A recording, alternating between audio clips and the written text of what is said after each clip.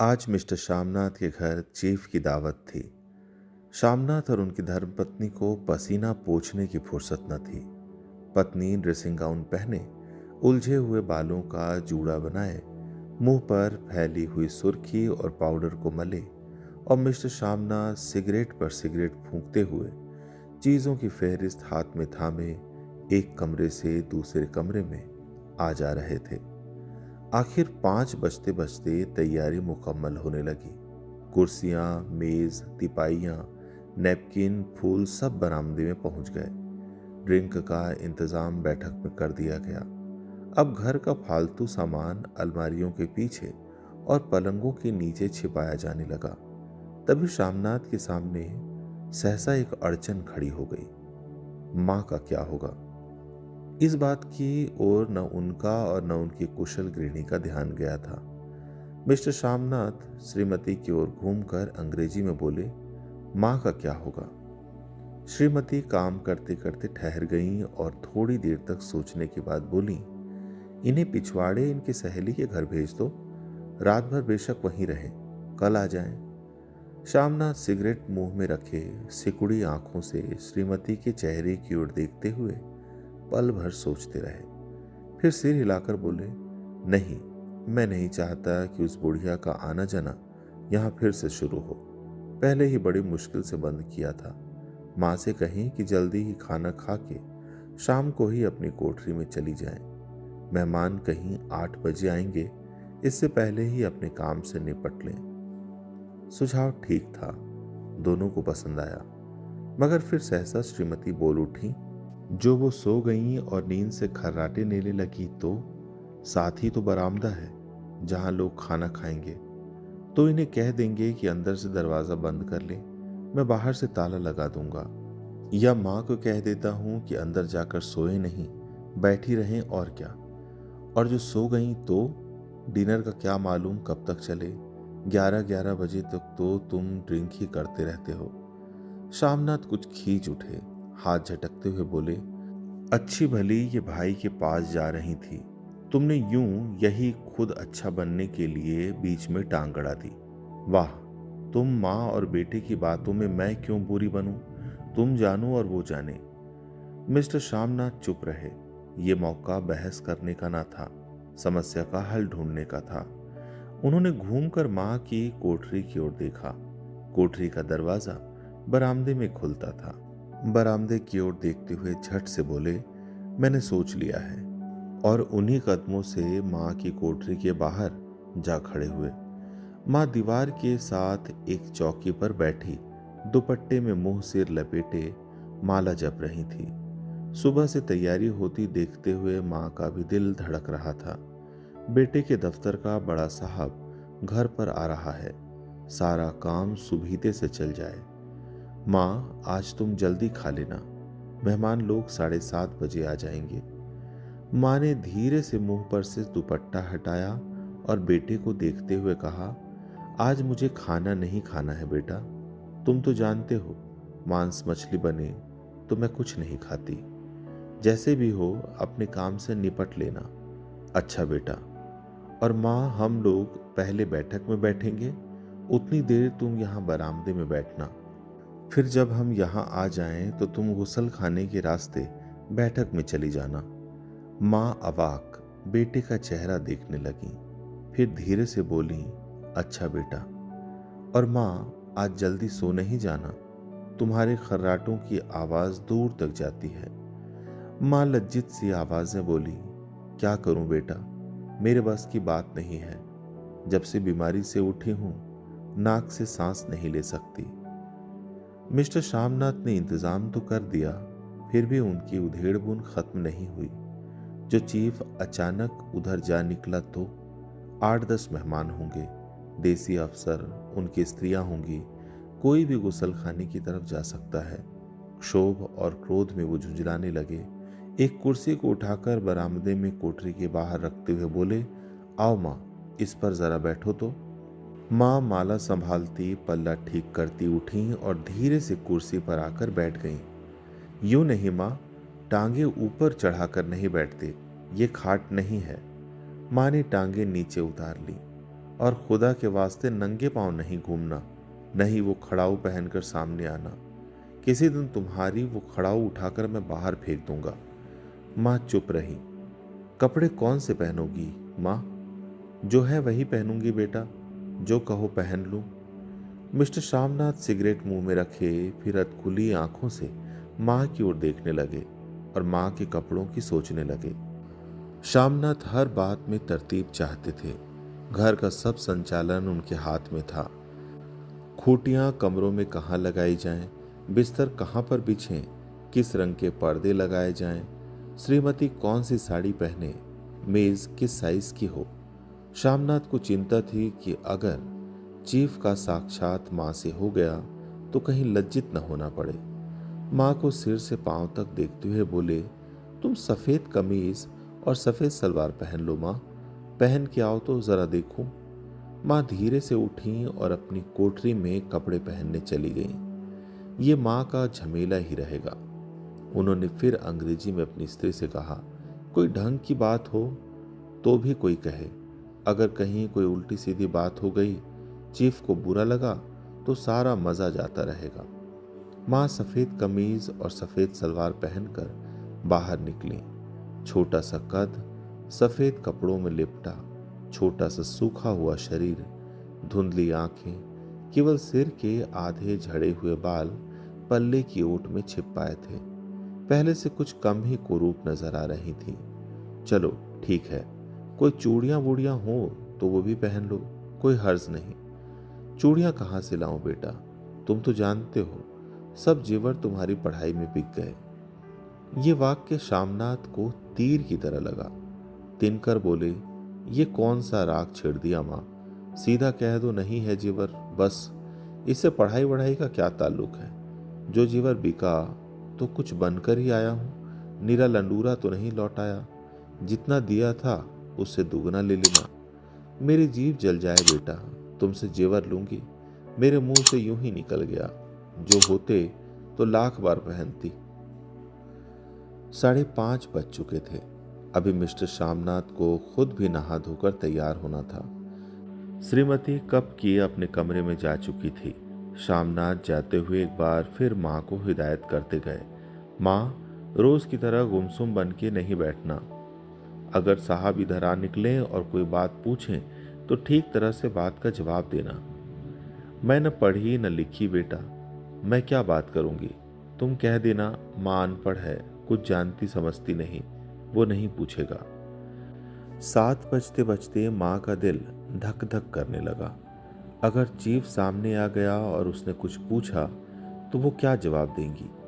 अंग्रेज को तो दूर से ही देखकर घबरा उठती थी। ये तो अमरीकी है, न मालूम क्या पूछे। मैं क्या कहूंगी।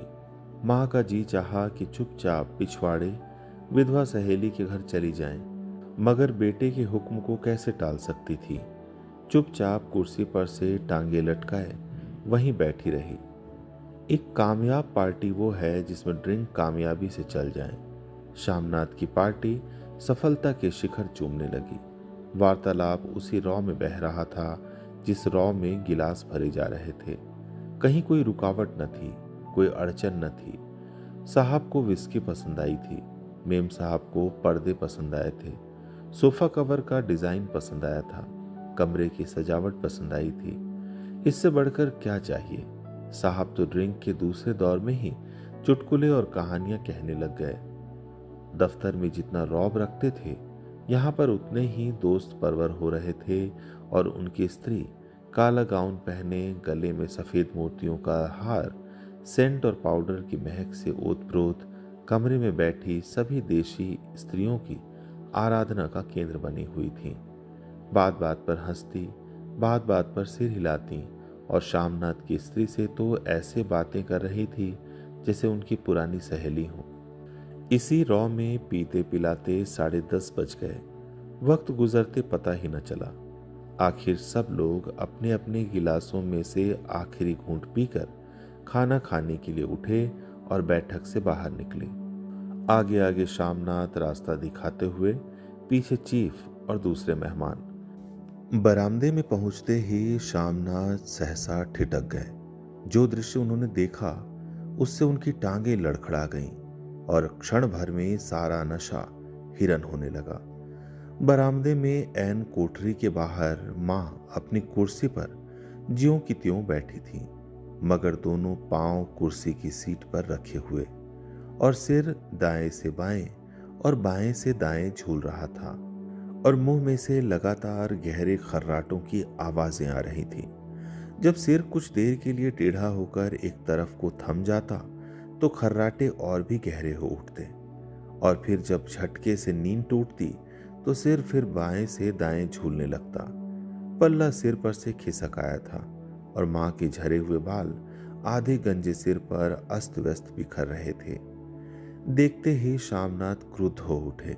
जी चाहा कि मां को धक्का देकर उठा दें और उन्हें कोठरी में धकेल दें, मगर ऐसा करना संभव न था। चीफ और बाकी मेहमान पास खड़े थे।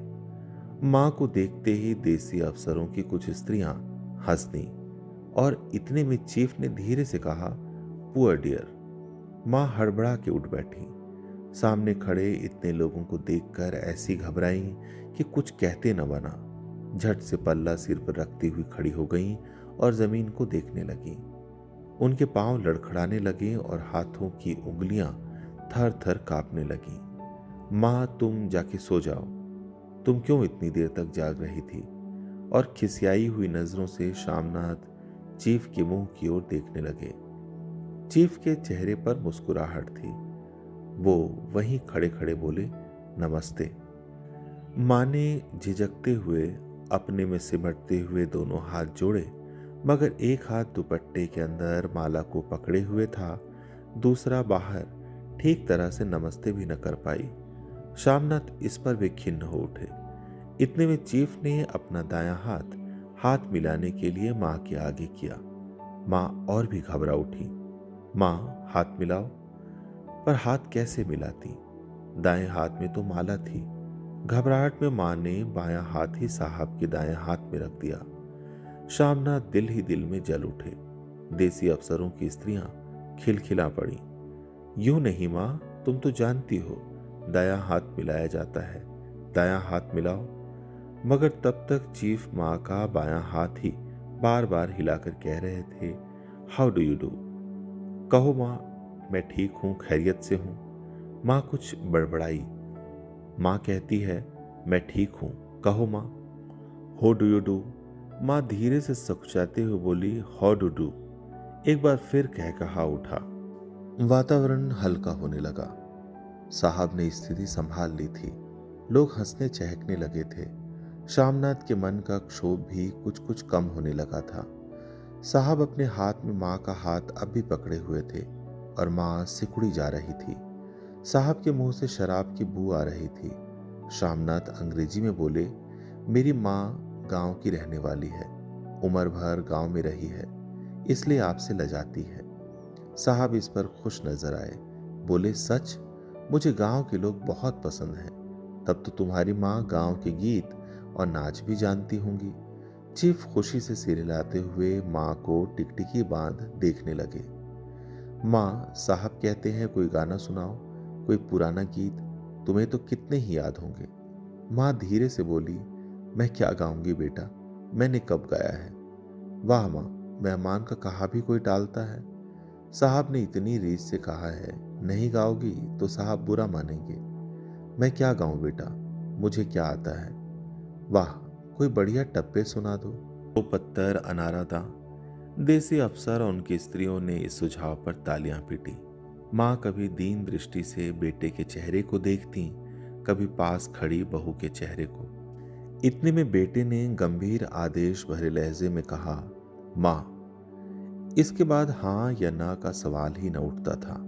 मां बैठ गईं और क्षीण दुर्बल लरचती आवाज में एक पुराना विवाह का गीत गाने लगी। हरियाणी माए हरियाणी भैणे, हरिया तिभागी भरिया है। देसी स्त्रियां खिलखिला के हंस उठी। 3 पंक्तियां गा के मां चुप हो गई। बरामदा तालियों से गूंज उठा। साहब तालियां पीटना बंद ही न करते थे। शामनाथ की खीज प्रसन्नता और गर्व में बदल उठी थी। मां ने पार्टी में नया रंग भर दिया था। तालियां थमने पर साहब बोले, पंजाब के गांवों की दस्तकारी क्या है? शामनाथ खुशी में झूम रहे थे। बोले, ओह, बहुत कुछ साहब। मैं आपको एक सेट उन चीजों का भेंट करूंगा। आप उन्हें देखकर खुश होंगे। मगर साहब ने सिर हिलाकर अंग्रेजी में फिर पूछा, नहीं, मैं दुकानों की चीज नहीं मांगता। पंजाबियों के घरों में क्या बनता है? औरतें खुद क्या बनाती हैं? शामनाथ कुछ सोचते हुए बोले, लड़कियां गुड़िया बनाती हैं, औरतें फुलकारियां बनाती हैं। फुलकारी क्या? शामनाथ फुलकारी का मतलब समझाने की असफल चेष्टा करने के बाद माँ को बोले, क्यों माँ, कोई पुरानी फुलकारी घर में है? माँ चुपचाप अंदर गई और अपनी पुरानी फुलकारी उठा लाई। साहब बड़ी रुचि से फुलकारी देखने लगे। पुरानी फुलकारी थी। जगह जगह से उसके तागे टूट रहे थे और कपड़ा फटने लगा था। साहब की रुचि को देखकर शामनाथ बोले, ये फटी हुई है साहब, मैं आपको नई बनवा दूंगा। माँ बना देंगी। क्यों माँ, साहब को फुलकारी बहुत पसंद है। इन्हें ऐसी ही एक फुलकारी बना दोगी ना? माँ चुप रही, फिर डरते डरते धीरे से बोली, अब मेरी नजर कहाँ है बेटा? बूढ़ी आंखें क्या देखेंगी? मगर माँ का वाक के बीच में ही तोड़ते हुए शामनाथ साहब को बोले, वो जरूर बना देंगी, आप उसे देखकर खुश होंगे। साहब ने सिर हिलाया, धन्यवाद किया और हल्के हल्के झूमते हुए खाने की मेज की ओर बढ़ गए। बाकी मेहमान भी उनके पीछे पीछे हो लिए। जब मेहमान बैठ गए और माँ पर से सबकी आंखें हट गईं, तो माँ धीरे से कुर्सी पर से उठी और सबसे नजरें बचाती हुई अपनी कोठरी में चली गई। मगर कोठरी में बैठने की देर थी कि आंखों से छल छल आंसू बहने लगे। वो दुपट्टे से बार बार उन्हें पोंछती, पर वो बार बार उमड़ आते, जैसे बरसों का बांध तोड़कर उमड़ आए हों। माँ ने बहुतेरा दिल को समझाया, हाथ जोड़े, भगवान का नाम लिया, बेटे की चिरायु होने की प्रार्थना की, बार बार आंखें बंद की, मगर आंसू बरसात के पानी की तरह जैसे थमने में ही ना आते थे।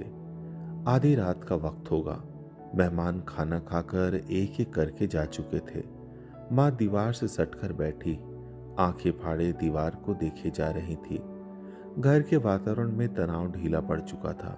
मोहल्ले की निस्तब्धता शामनाथ के घर पर भी छा चुकी थी।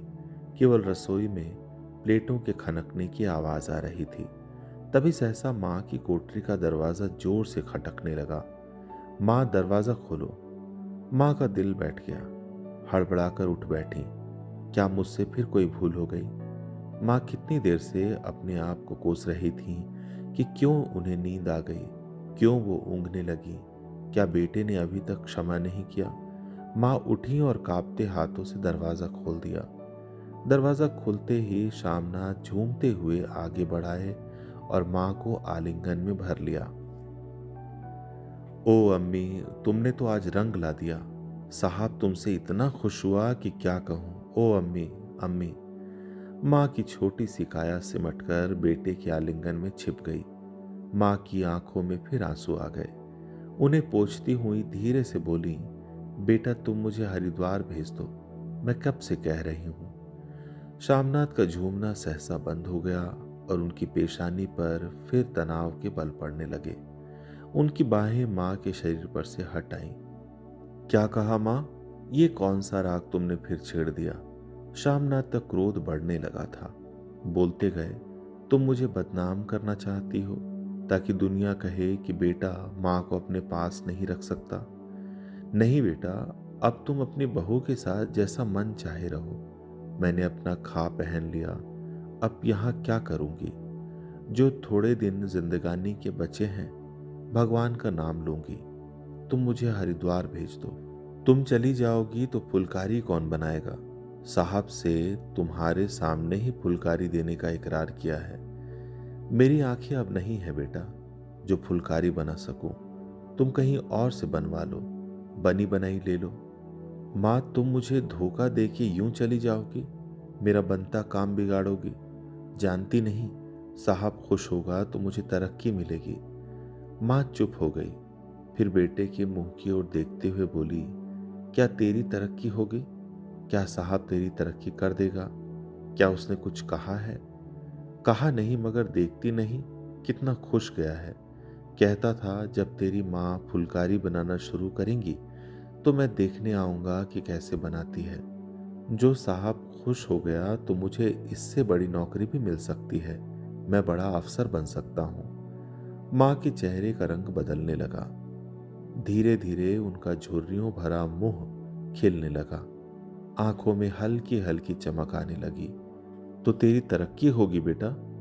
तरक्की यूं ही हो जाएगी। साहब को खुश रखूंगा तो कुछ करेगा, वरना उसकी खिदमत करने वाले और थोड़े हैं। तो मैं बना दूंगी बेटा, जैसे बन पड़ेगा बना दूंगी। और माँ दिल ही दिल में फिर बेटे के उज्जवल भविष्य की कामनाएं करने लगी। और मिस्टर श्यामनाथ अब सो जाओ माँ कहते हुए तनिक लड़खड़ाते हुए अपने कमरे की ओर घूम गए। आप सुन रहे थे भीष्म साहनी की लिखी कहानी चीफ की दावत।